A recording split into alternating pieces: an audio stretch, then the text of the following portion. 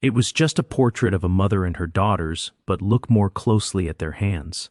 Dr. James Mitchell had spent 15 years studying photographic archives at the New York Historical Society, yet he had never seen anything quite like this.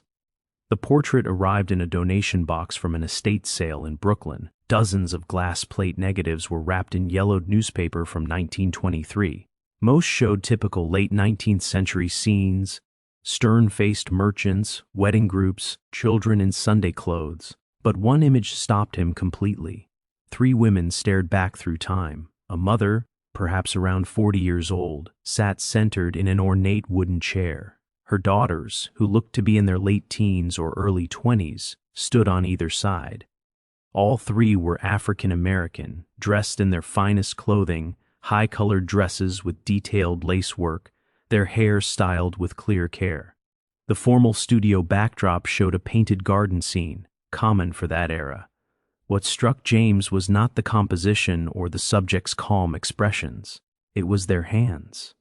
The mother's hands rested in her lap, fingers folded in an unusual pattern. Her right thumb crossed over her left, with her index and middle fingers extended while the others curled inward. The daughters each placed one hand on their mother's shoulders, their fingers arranged in similar careful positions. James had examined thousands of Victorian-era portraits. Subjects usually kept their hands still, folded naturally, or resting on props. Photographers of that period required absolute stillness during long exposure times. Every detail mattered. These hand positions looked too exact, too deliberate to be accidental. He lifted the magnifying glass, studying the negative more closely. In the bottom right corner, barely visible, someone had etched tiny numbers into the glass. NY 892,247. James could not shake the image from his mind. That evening, he returned to his apartment on the Upper West Side and spread his research materials across the dining table.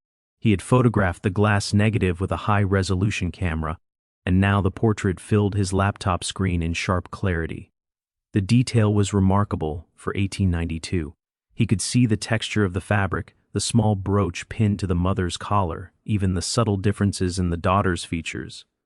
But it was the hands that held his attention. He zoomed in until each finger filled the frame. The positioning was unmistakable. This was not random. The mother's right thumb crossed deliberately over her left, a gesture that required effort to hold during the exposure. Her extended fingers formed a specific shape. The daughter's hands on her shoulders mirrored variations of the same pattern, fingers bent at exact angles, thumbs placed with clear intent. James had studied Civil War photography, Reconstruction-era records, and early 20th century social reform movements. He knew that activists and underground networks often used visual signals, special poses, and objects placed in photographs. Even the way people stood could carry hidden meaning to those who knew how to read it. He opened his database of abolitionist and post-emancipation activist networks. The Underground Railroad had used quilts, songs, and symbols. But this was 1892, nearly 30 years after the Emancipation Proclamation, and 15 years after Reconstruction ended. What networks still needed secret codes? His phone buzzed. His colleague, Dr. Sarah Chen, a specialist in African American history, replied to his earlier text. "Free tomorrow morning. What did you find?" James typed back. "Something that might rewrite what we know about post-Reconstruction activism in New York. Bring your sources on property rights and documentation struggles." Sarah arrived at the Historical Society at 9 sharp, carrying a worn leather satchel filled with research materials. James had the portrait projected on the wall of the research room, larger than life. The 3 women gazed down at them with quiet strength. "Look at their hands," James said, pointing with a laser pointer, every finger placed with purpose. Sarah stepped closer to the projection, her eyes narrowing. She set down her bag and pulled out a thick folder. After Reconstruction collapsed in 1877, African American families in the North faced a different kind of fight. Not slavery, but organized exclusion. Property rights, inheritance, even proof of identity became tools used against them. She spread documents across the table, legal papers, City records, newspaper clippings from the 1880s and 1890s. New York was not the safe haven people imagine. Black families struggled to keep property, open businesses, and prove legal marriages. Many had fled the South with nothing but their word. No birth certificates, no marriage licenses, no official records. James picked up a yellowed newspaper from 1891. The headline read, "Property Dispute in Harlem. Family claims ownership without documentation." "Exactly," Sarah continued. "I've been researching mutual aid societies from this time. African American communities created networks to help each other survive these systems. They pooled money to hire lawyers, shared information about fair officials, and created their own ways to verify identity when official systems shut them out. Secret networks," James said quietly. "Not secret as in hidden," Sarah corrected. "Secret as in parallel, operating beside official systems, using methods white authorities did not notice or understand." James turned back to the portrait. What if this was not just a family photograph? What if it was documentation? The etched numbers in the corner, NY 1,892,247, became the key. After 2 days of searching city directories and business records, James found a match. Studio 247 belonged to a photographer named Thomas Wright, who worked from a building on 8th Avenue between 1888 and 1896. The address still existed, though the building had been converted into apartments long ago. James stood on the sidewalk, looking up at the brick front, imagining how it once looked. Wright's studio would have been on the second floor with large north-facing windows to capture soft, even light for portraits. Research into Wright revealed something unexpected. Thomas Wright was white, born in Massachusetts in 1851, trained in Boston. He moved to New York in 1887 and opened his studio in a neighborhood becoming more diverse. Irish immigrants, Italian families, and a growing African American community moving north. But Wright's client list was unusual for the time. While most white photographers refused black customers or charged them more, Wright advertised in African American newspapers. His St. Udio welcomed all clients at equal prices. Sarah found an interview Wright gave to a small progressive newspaper in 1894.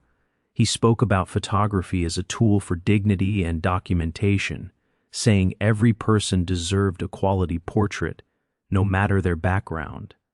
Between the lines, James sensed something deeper, quiet activism, a deliberate choice to serve a community others ignored. He was an ally, Sarah said, reading over James's shoulder. And if these hand positions are codes, he would have helped create them, record them, and spread them. James contacted Dr. Marcus Thompson, a cryptography historian at Columbia University, who specialized in visual communication systems. Marcus arrived that afternoon, intrigued by James's vague phone call. Victorian-era codes often seem extremely complex today, Marcus explained, studying the portrait, but they were usually practical for the people who used them. The key is understanding the situation, who needed to communicate, what they needed to share, and who they needed to hide it from. He photographed the hand positions from different angles, then opened his laptop and began making digital tracings. Let's assume each hand position stands for something specific, not letters. Letters would be too complex for a photograph. More likely categories, confirmations, or status markers. Sarah pulled out her notes on documentation struggles. What if this is about identity verification?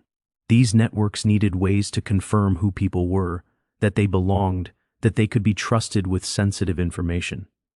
Marcus nodded slowly. The mother's hand position might show her role. Head of family, network member, someone vouching for others. The daughter's positions could show their status, documented, undocumented, or seeking help. They worked through the afternoon comparing the portrait to other photographs James had found in the estate sale box. 3 more portraits showed similar hand placements, always subtle, always intentional.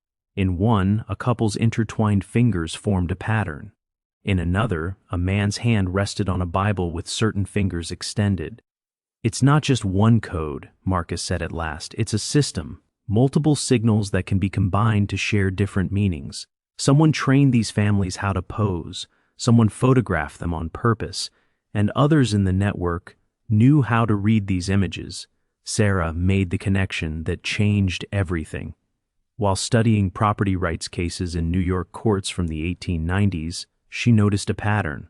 Dozens of African American families successfully defended their claims, secured identity papers, or proved legal marriages, often with the same lawyer. His name appeared again and again. Robert Hayes.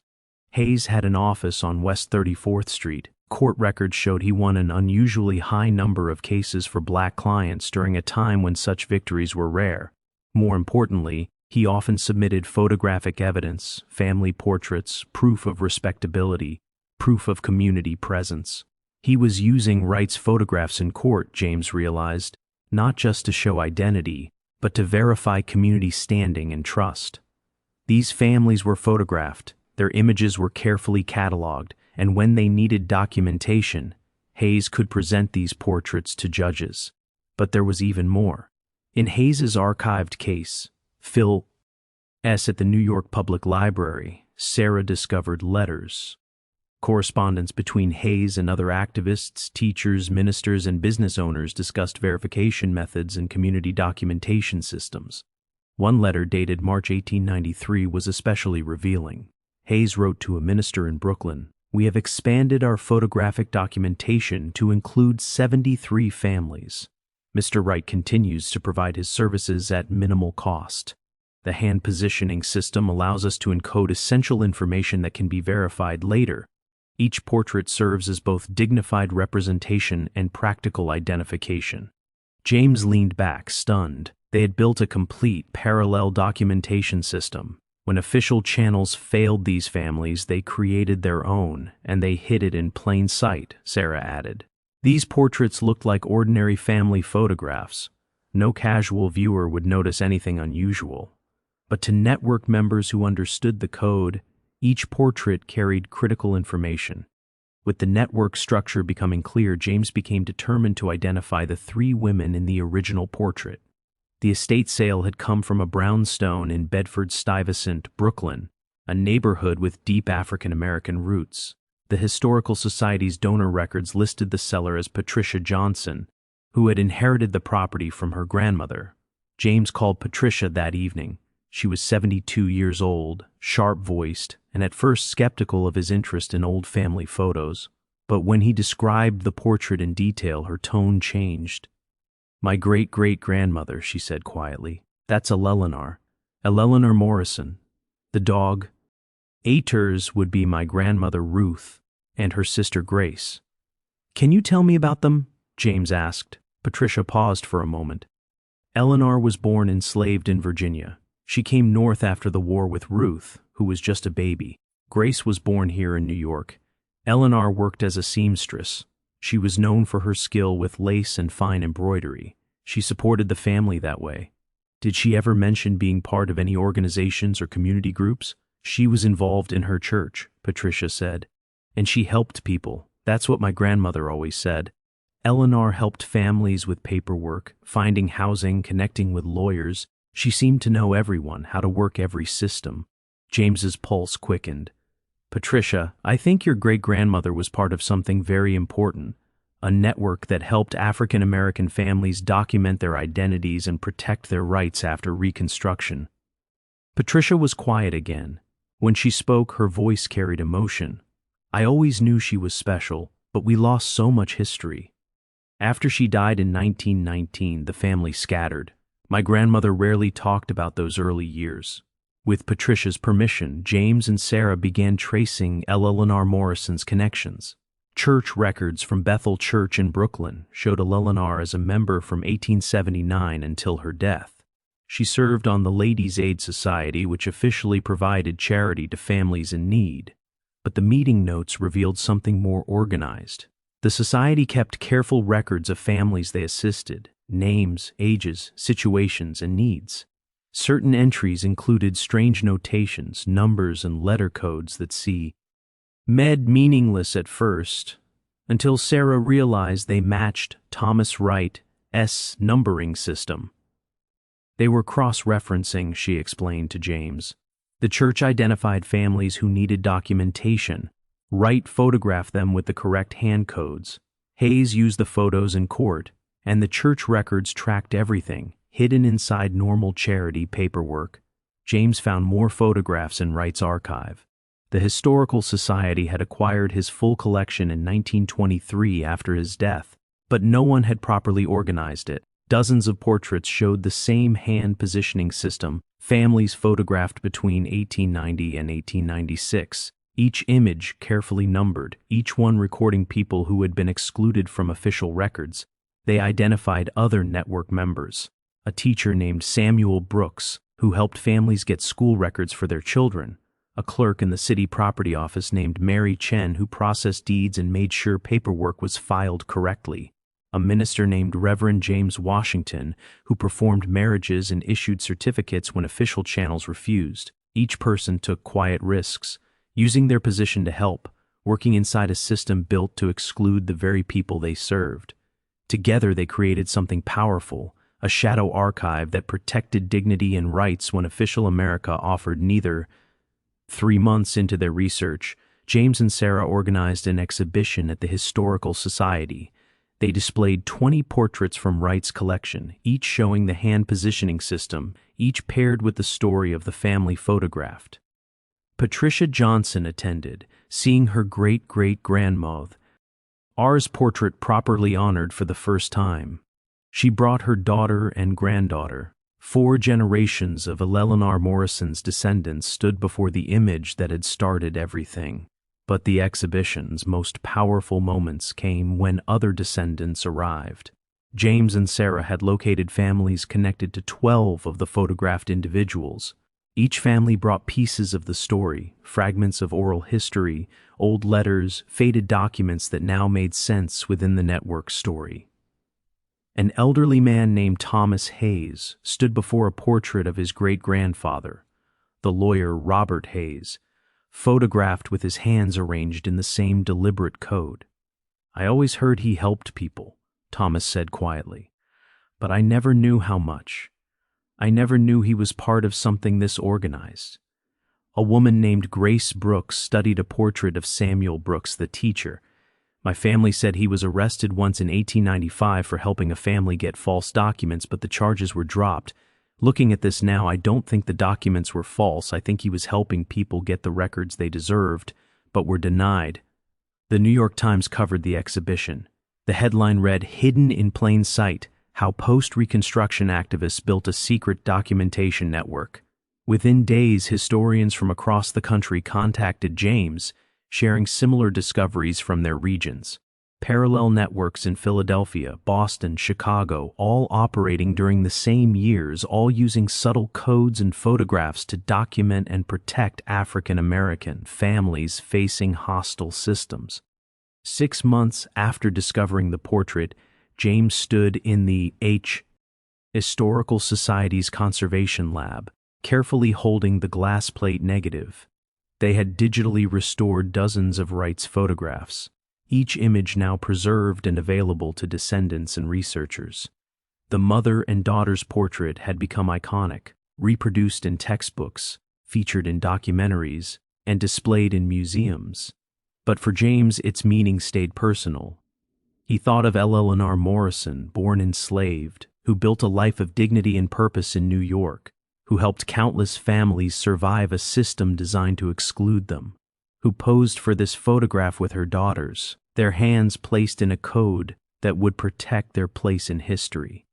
Patricia Johnson donated Eleanor's personal papers to the Historical Society, letters, a diary, and business records from her seamstress work. In the diary, Eleanor wrote about the photograph, "Had our portrait made today. Mr. Wright is a kind man, understands what we are building. The girls were nervous, but I told them this picture will matter. Someday people will see what we did here." She had been right. The photograph had mattered. It preserved not only their faces, but proof of their resistance, their creativity, and their refusal to disappear. Sarah traced 63 families through the network, showing how they obtained property deeds, legal marriages, business licenses, and school records, basic rights that should have been automatic but required careful work to secure. The network operated from about 1888 to 1897, helping hundreds of families before slowly fading as activists died, moved away, or new systems developed. Thomas Wright died in 1923, his work mostly forgotten. Robert Hayes practiced law until 1910. Eleanor Morrison lived to see her daughters married and settled, her work carried on by others. The network did not end in justice, but it gave real help to people who desperately needed it. James now met regularly with descendants, recording oral histories, reconnecting families who shared this hidden past. The portrait became more than historical proof. It became a bridge between generations, evidence that their ancestors were resourceful, organized, and determined to create justice when official America refused it. He thought of Eleanor's hands, carefully positioned in that Brooklyn studio in 1892, her fingers forming a code that would outlive her, carrying her story across more than a century. In the end, the smallest gestures can hold the deepest truths. Sometimes you only need to look closely enough to see them.